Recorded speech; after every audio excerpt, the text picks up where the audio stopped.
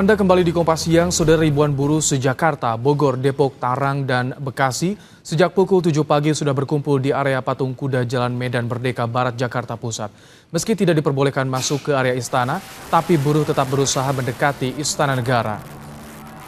Inilah aksi buruh yang digelar di persimpangan Medan Merdeka Barat dan Selatan. Meski area menuju Monas dan Istana sudah diblokade, massa tetap memaksa masuk ke sekitar Istana Negara untuk bertemu dengan Presiden Joko Widodo. Padahal buruh hanya diperbolehkan melangsungkan unjuk rasa sampai di kawasan Patung Kuda.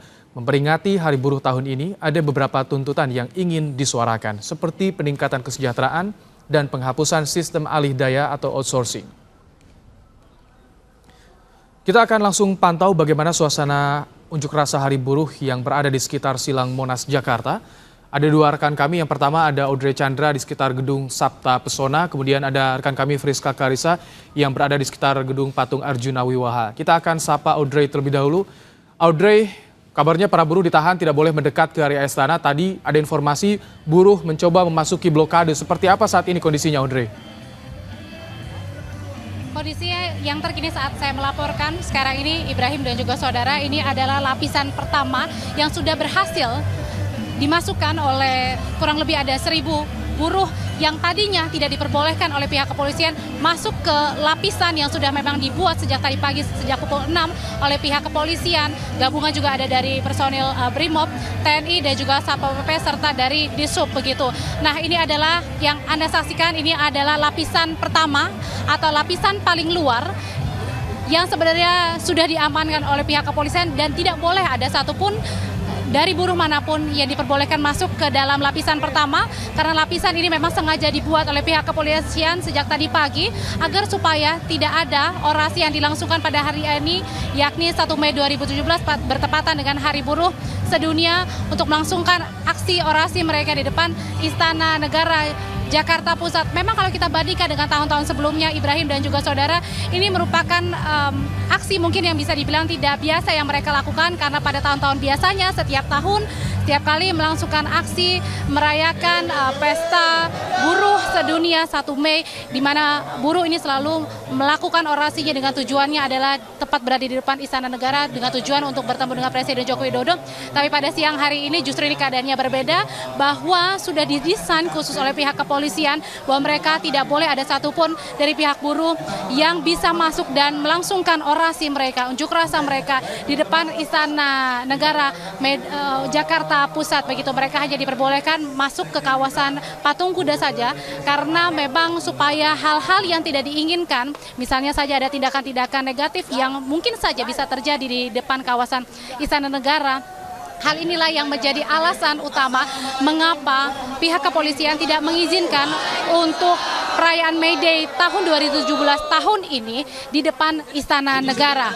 Nah, negosiasi sebenarnya terus dilakukan sejak pukul 9:30 karena sudah 1,5 jam lebih, Ibrahim dan juga saudara, ribuan buruh ini memaksa masuk untuk memasuki lapisan-lapisan yang sudah dijaga ketat oleh pihak kepolisian. Ini adalah lapisan pertama. Saya akan mencoba saudara untuk masuk lagi untuk menggambarkan kepada Anda sebenarnya lapisan kedua ini seperti apa begitu, karena total ada 5 lapisan dan negosiasi masih terus dilangsungkan oleh para buruh agar diperbolehkan bisa masuk ke dalam mendekati dengan Istana Negara begitu. Meski memang buruh ini tetap memaksa masuk berada di depan Istana Negara, tetapi para buruh berjanji bahwa mereka tidak akan melangsungkan aksi-aksi yang tidak diinginkan dan tetap mengedepankan aksi yang positif dengan tujuan adalah mereka bisa berorasi di depan Istana Negara bertemu dengan Presiden Joko Widodo.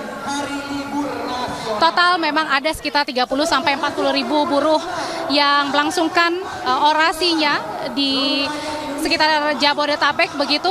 Tetapi kalau di kawasan lapisan pertama ini ada sekitar 1.000 lebih saja buruh yang mencoba masuk untuk menuju ke lapisan pertama di dekat dengan Istana Merdeka.